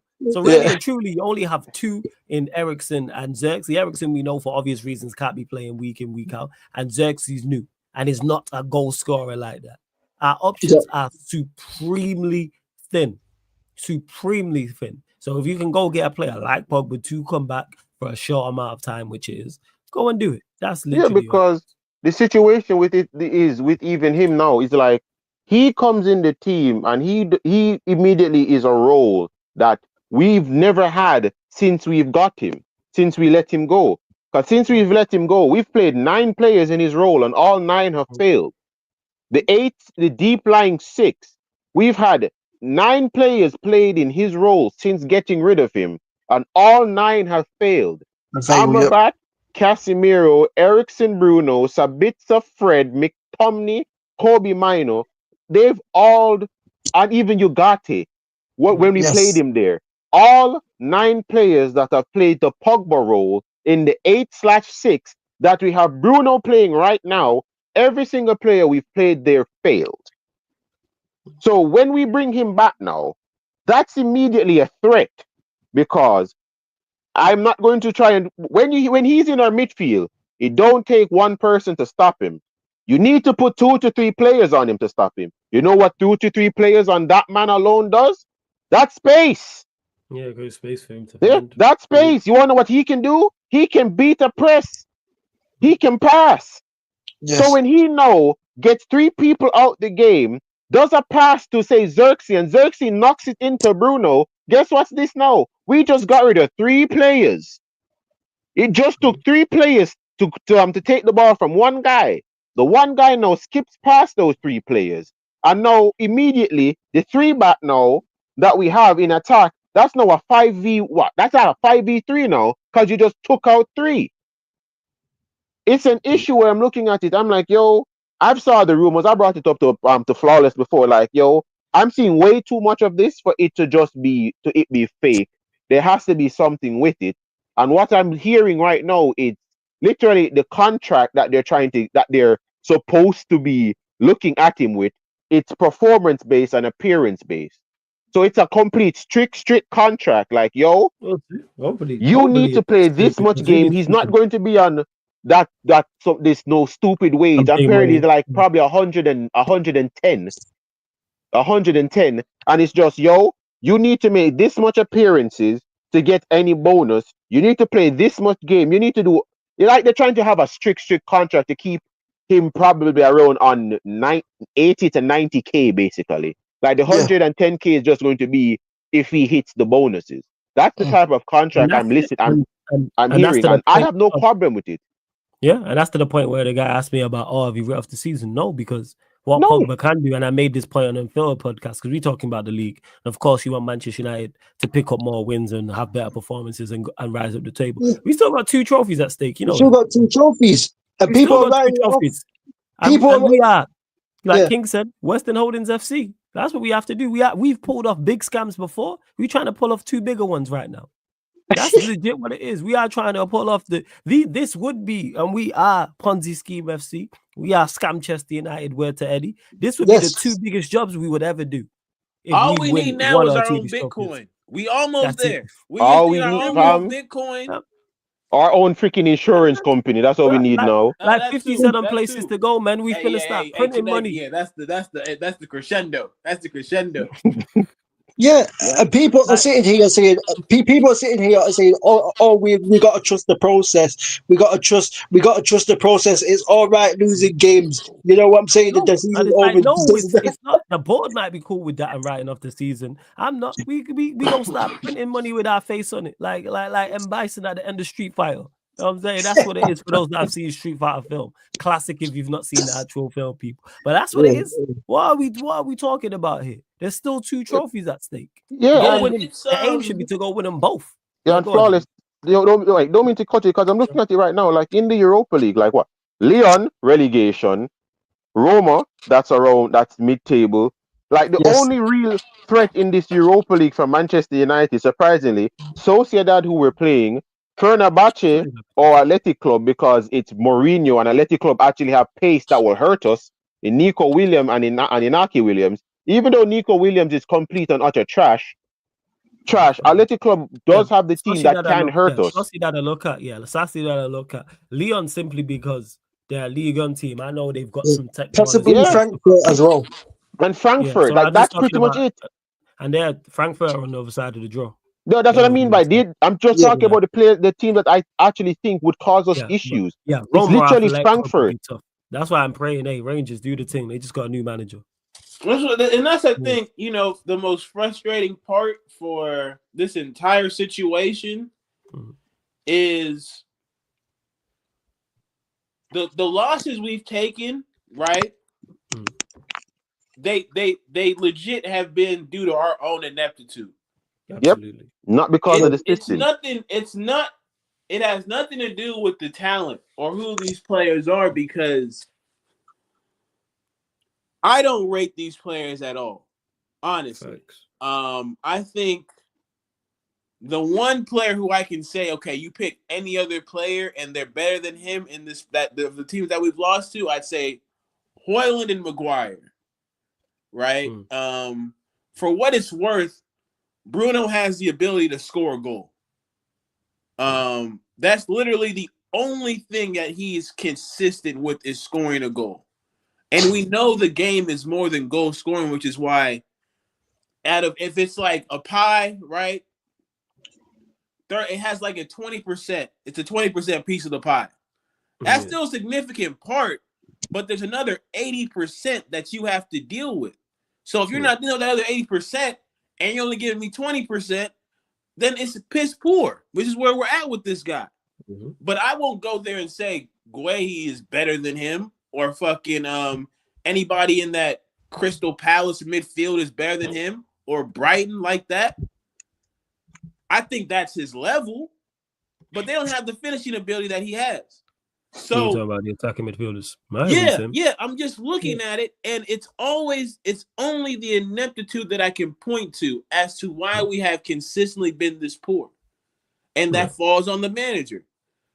Team-wide ineptitude is a coaching issue. Individual player ineptitude is that player's fault. We have team-wide ineptitude.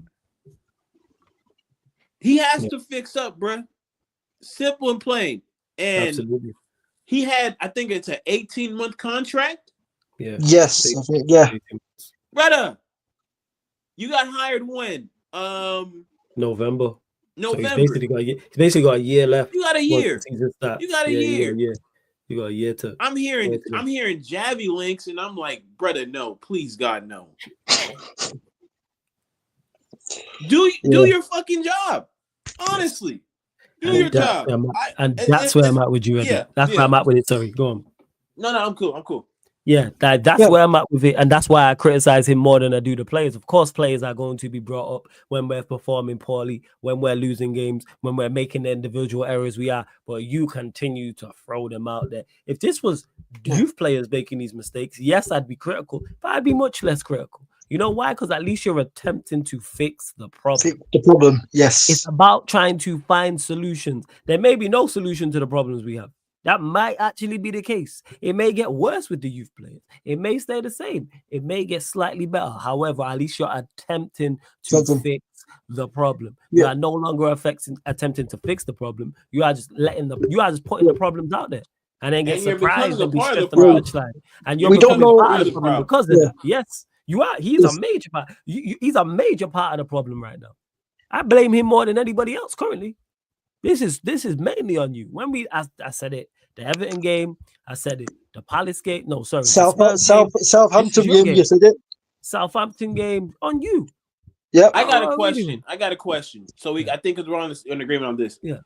If he was having the same results, but the players he was picking weren't the ones that we're talking about, would you feel a different kind of way than you do right now? Absolutely. Yes.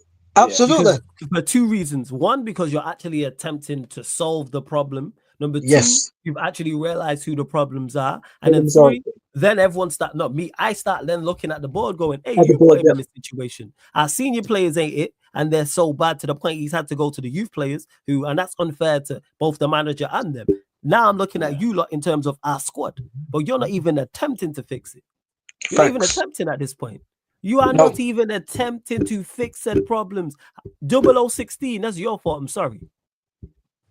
Yeah, who let him play 16 games? Why are you letting him play 16? What's it? 0011 or 0010 for Garnacho? Nacho, yes, 0012, something like that. So whatever it is, like how many? Once man go 005, it's a problem. Unless your performances are exceptional, like overall, which they're not, because you failed the eye test miserably. So if you're gonna fail the eye test miserably, at least put up numbers so you don't even do that. Who let him go 0016? Eddie, you say all the time you're coaching it or you're allowing it. Guess what he's doing? Allowing him to win. He shouldn't be out there. He shouldn't be there. Same way Delo at wing. How can I get mad at Delo for being Delo at wing back? When Delo puts in effort, there's no lack of application on Delo's side. He's just not very good, and he's limited as a fullback. He's just awful as a wing back. So on you. Same way playing Bruno, whether it's in the 8, the 6, or the 10. That's on you. Captain or not, drop him. Stop allowing these players to be just complacent and comfortable. Because that's what they are, knowing, hey, if I perform poorly, I'm going to start the next game. Yeah, foolishness. It's just foolishness. 0016, and you're going to start him the 17th time. Okay. Come on, man. Come on, 16, and you're going to play him again. 0013, 14, 12, 11, whatever it's Garnacho, and you dropped him, but you're going to play him again. And when I say drop man from the squad. None of this drop and you see 20, 30 minutes. No, you don't play. Make them travel and sit them in the stands. That's what you should do. And you traveling, but you ain't ball. Yeah, you sit in the stand. Who was it that Van Gaal did that to? I'm trying to remember the player because Van Gaal did that as well. Van Gaal did it as well. Van Gaal was like, "Yo, traveling, but you're just gonna Yanazai." And to PS who says, but we've had the team-wide ineptitude before Amorim, so does it fully fall on him? I attribute a lot of blame to him for recent decisions, but the issues from him before and still here and is staying. There is issues. I agree with you, PS. There's issues before him. There'll be issues after him if he stays with these players, of course. However, the reason why it falls on him is because he's playing these players who had a problem. Get rid of the problems. If I'm a police officer, right, Flawless? I'm a police officer. I put an inmate in jail. Yes. I then give him the keys and tell him to watch himself. That's it. Whose fault is that he escaped? And then you act surprised that not only he escaped, he helped all the other inmates. He helped other people escape, right? Yeah. He's an inmate. He's a problem, of course. You're also a problem for enabling this problem. Yes. That's all it is, man. I will never, for the life of me, come out and say, these players are don't deserve the utmost criticism because heavy criticism. Yeah. if you've been on this platform, and I hope you've subscribed and all that, brother. It is literally a crash session, even when we win on certain players. Yeah, it's literally. This is it though, Eddie, and it's also like like I've said this before. It's like being in a toxic relationship. It's like being with a girl, and you know that she's toxic. You know that she's all of those things. You've seen all the signs, but you still persist of being with her. You know what I'm saying? You know what I'm saying, bro? It's foolishness. You know what I'm saying? Like, fucking she idiot. said she kicked out all the windows and flattened all the tires on her ex's last car. And then I go say, like, well, shit, it's not gonna be me. Me? Yeah, it's not gonna be me. I'm saying that won't be me. Then I She gotta ain't gonna call do that to insurance me. because my shit's sitting on four bricks, man. Yeah. Yeah. Like, yeah, Girl that ain't gonna be me. yeah. You know what I'm saying? Girl It's come like, to you no, until they believe say, people for they are. Sorry, go on, Kaneki. girl come to you until they say, oh, her ex was jealous of her because of her male friend. You're like, well, I'm not like that. You and her no bedroom courting for 3 months and she come to you about she pregnant. Really? Really? Yeah, that's it. Really? Eh? I'm saying. Really?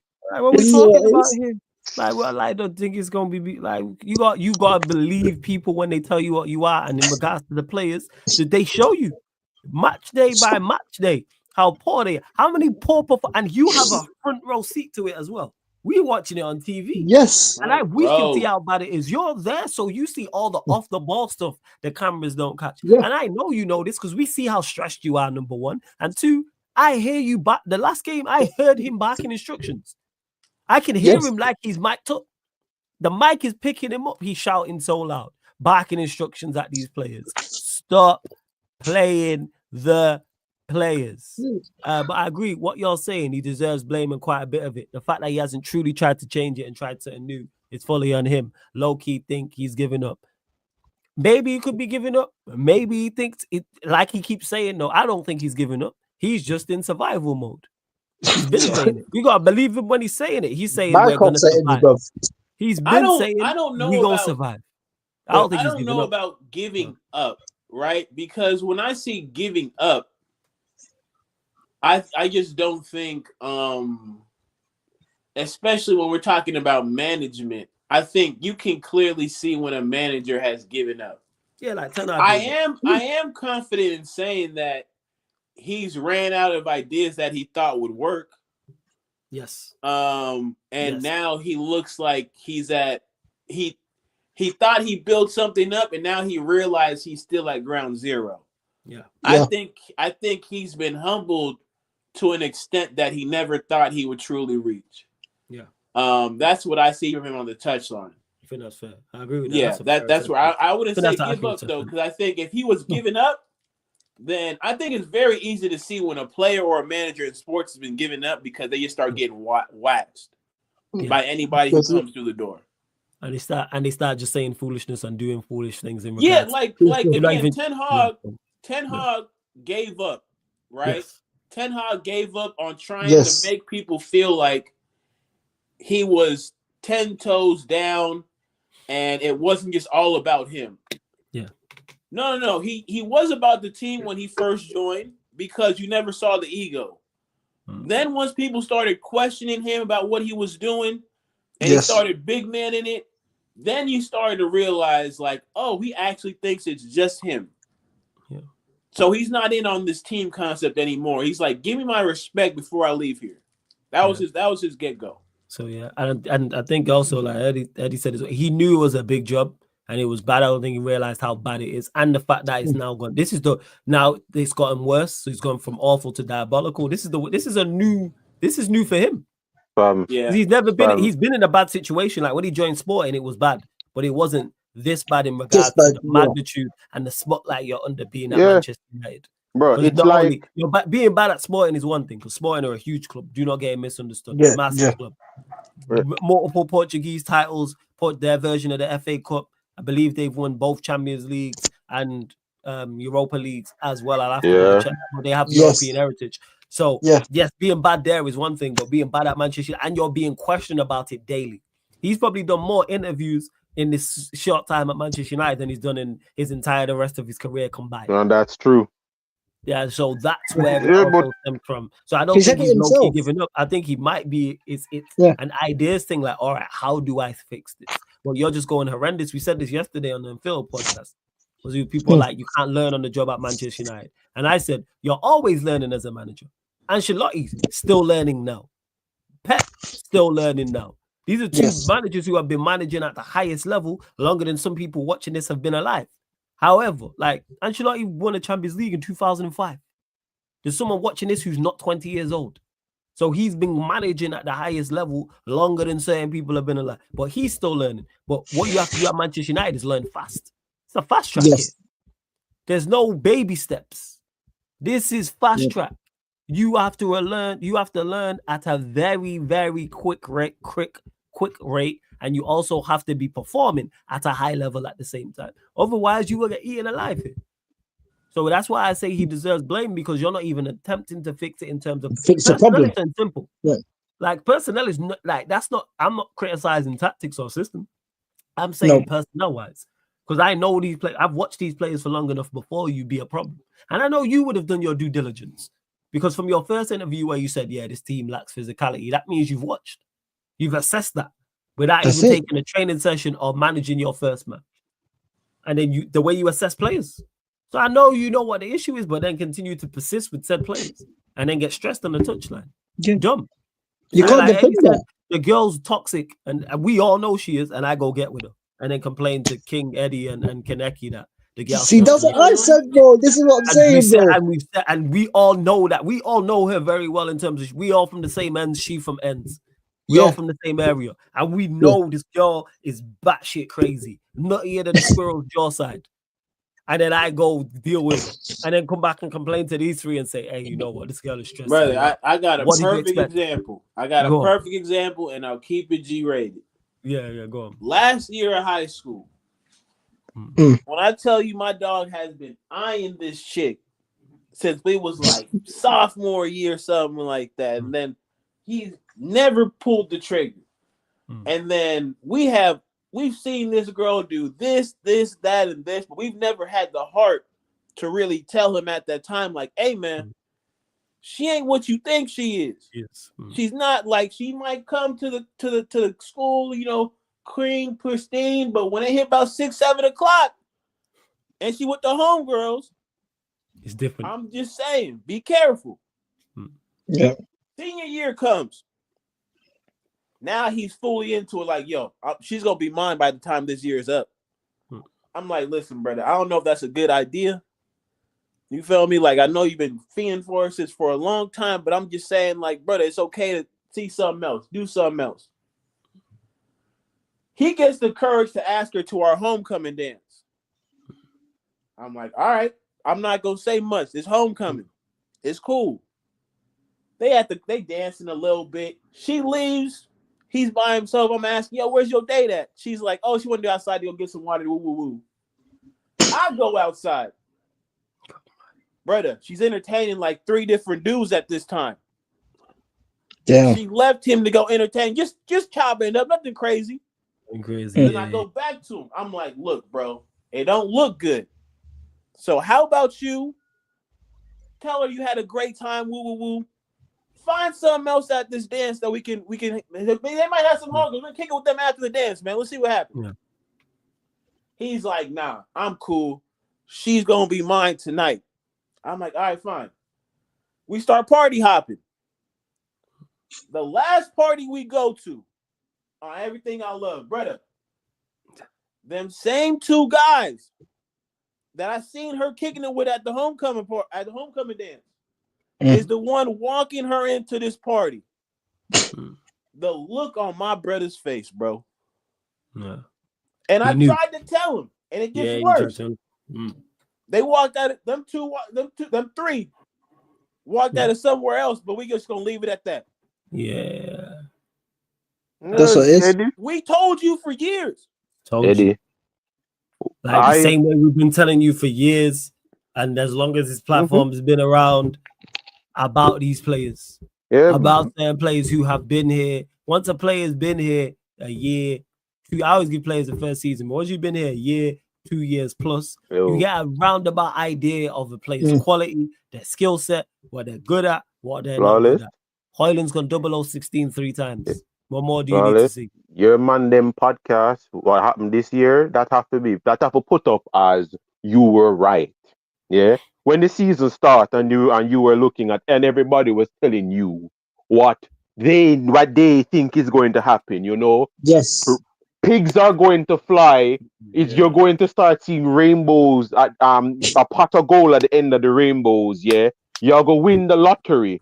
All these 94 GA and all these damn shits, and it's like, Flawless, you don't know anything. Flawless, you're just hating. Flawless, you're just negative. I'm like, you want who you sound like? Yeah. You sound like Mr. Listen, these Man United, when you sound like a brother when we used to talk, when we used to deal with overseas, will never listen to me. This girl, me know the girl what the brother talk to. This girl hate me because anybody what she a deal with, and that I me know the brother they me tell them say, yo, you see if you love God, left that you know. Every time you look upon her, you just see the upside down cross. That bitch is the literal antichrist. Literal antichrist. Man, I sugarcoat it. The girl is the anti. Out of her weave. That girl is the antichrist, brother. If she ever go within 500 radius of a church, you just gonna see her here slowly start smoke. But talk to the brother, and say, yo, don't go near that, cause she a put word, brother. She's not. I couldn't even call her a gold digger. The bitch is a gold siphoner. She's not digging shit.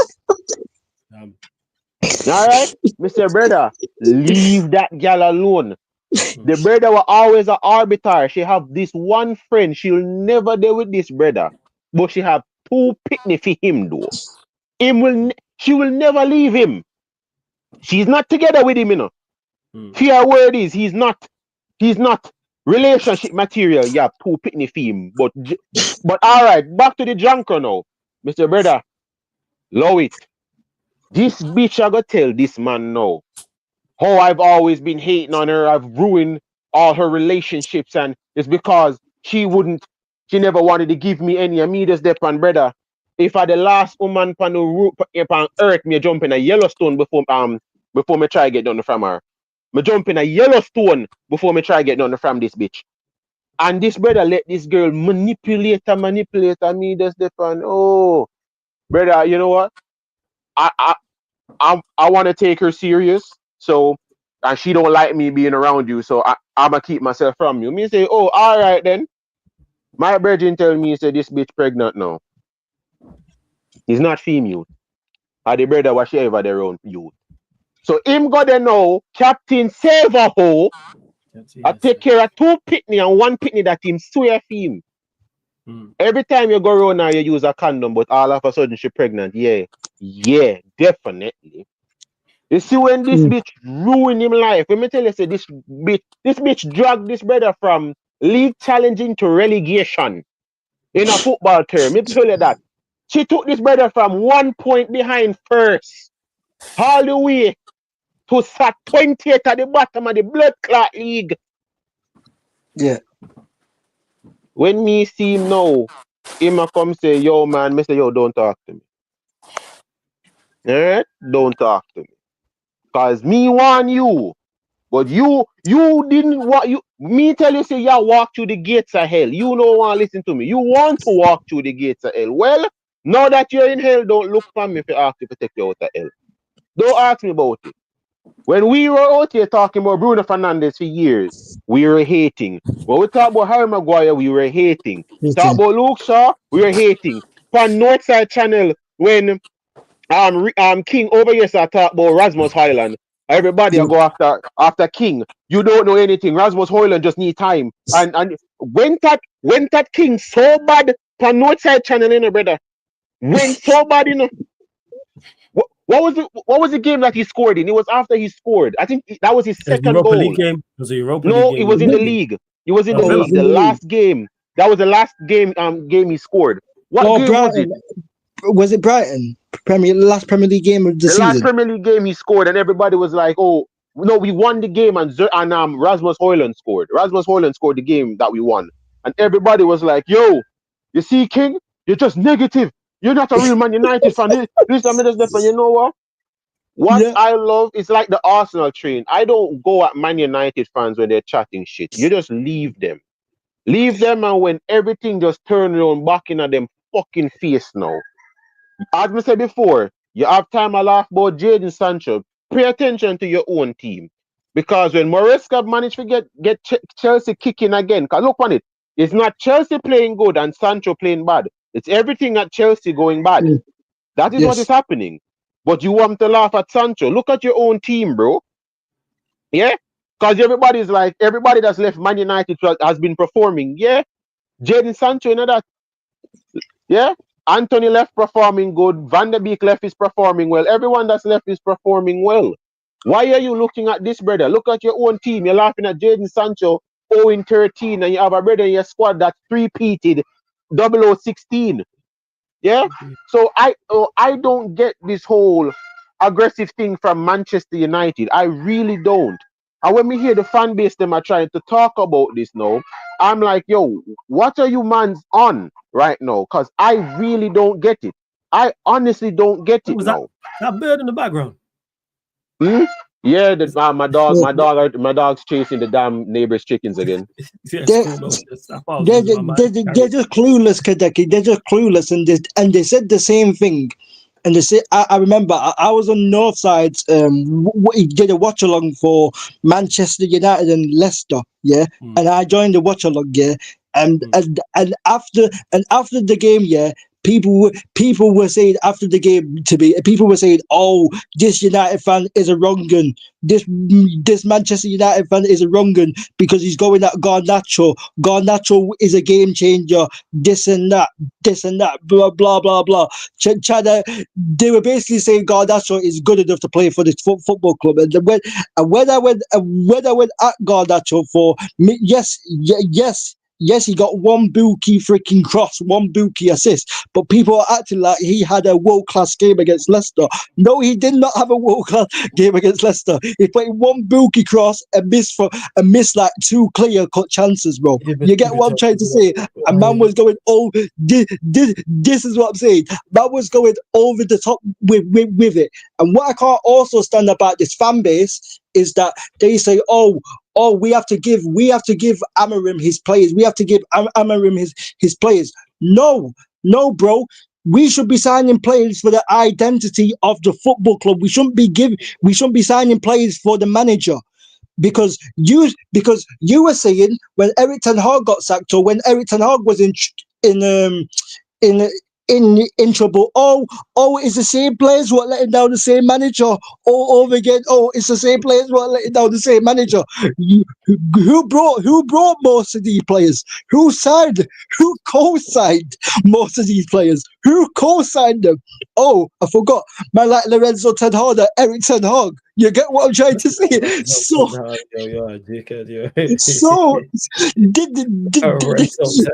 what is flawless though. This is what it is though. But people want us to go in the same situation. We're trying to get away from signing players for the manager because we've done that for years. We've gave Oli his own players. Look how that has planned out. We gave Mourinho at time his own players. Look how that planned out. You get what I'm trying to say? Like it's not just happened once. It's been a whole history of this. You know what I mean? It's been the same. It's just been the same. We've give most of the time when we've gave managers their own players. What has happened? They haven't managed to succeed at this football club. And you always want to say, "Oh, it's the same players or get the same managers." The managers who was here are still playing, and we're co-signing these players. So this thing about let's give Amorim players. Let's give Amorim players this and that. No, we should be signing players for the club identity. The club should have a style of play that they want to play. If that's possession-based football, if that's countering attacking football, if that's heavy metal football, and they should have a list of players. They should have a list of 8 or 10 players, and Amorim picks out of that list. who he wants. Who he wants. That's how you run a football club, people. That's how you do freaking recruitment. You know what I mean? It ain't rocket science. So It's you really get what I'm not. trying I've to say? mentioned that. Hey, like in regards to, it shouldn't be picking players for the manager. It should be picking for the identity of the club and the start. And adding on to that, those two should be synced. You select a style and then you bring in a manager who fits said style. It's really that simple. So if you want to play possession-based football, you know what you go and do? Get the best manager who plays possession-based football. Or you want to play crash bang wallop football. You want to do the heavy metal thing. Guess what? You go get a crash bang wallop heavy metal type manager. If you want to play counter-attacking, guess what you do, people? You guessed it. Ding, ding, ding. You know what you do? Go get the best counter-attacking manager. And then on the players, that's also what you do. So you don't go get big names. You look at it. That's why I don't hear about like why Dorgu fits. You know why? Because Dorgu's a good wing back. No matter who the manager is. So if you're gonna play a back three, you're gonna need wing backs that do this. Say this all the time when it comes to scouting. It's about attributes. Okay, I need a right wing back that does this well, this well, this well. And then you list all the attributes. You then go scout. You then compile a list. You then look at player's age, injury record, how much they cost, what league they're coming from, etc. And then you identify, okay, this is option 1, 2, 3, 4. Yep. You go for option 1. And if you can't get option 1, you go to option 2. But hey, we move. Big up Keke Letso, though. Just big up the ManDem. Hope everyone is doing well. Ponzi scheme out here again. And you are still paying for the sins of not sacking Ten Hag when it needed to be done. As for Amorim, surely he's on fraud watch now. Definitely. Keke Letso, Ineos are failing. And yeah, with Amorim, all eyes on him. I've been crashing on him. Patted up. 100%. Fix up. I've been saying this. Well, that bombshell, we're going to close out. Big up to everyone that's in. Shout out to King. Hey, just one thing on that comment. Of course. I wouldn't consider him a fraud strictly because of where he came from. In actuality, it was an ambitious hire by Ineos just because of course you saw him dominate the Portuguese league, but we can't sit here and act like that's the level of attention that you're going to get at Manchester United, right? Which is why I thought you were spot. I think we're both in agreement that Hansi Flick was honestly the best choice. That was my choice. That's what I wanted in the summer. Yeah, because he had the history of dealing with a club that's pretty much as big as the country in Bayern Munich. Amorim just coming from Portugal here. It was ambitious. So I wouldn't call him a fraud. I just call it a failed project, if that makes sense. Yeah, I would have took him as well. I would have took him. Obviously, Hansi Flick wasn't number one, but I would have took Hansi Flick as well. So, like, that's it. You know what I'm saying? Trust me, I hear you. Trust me. But big up. Love to everyone that's locked in. Don't forget, as always, hit the like button. Make sure you subscribe. Whether you're watching this live right now, watching this back, we're also available on all audio platforms. So every live stream you see on the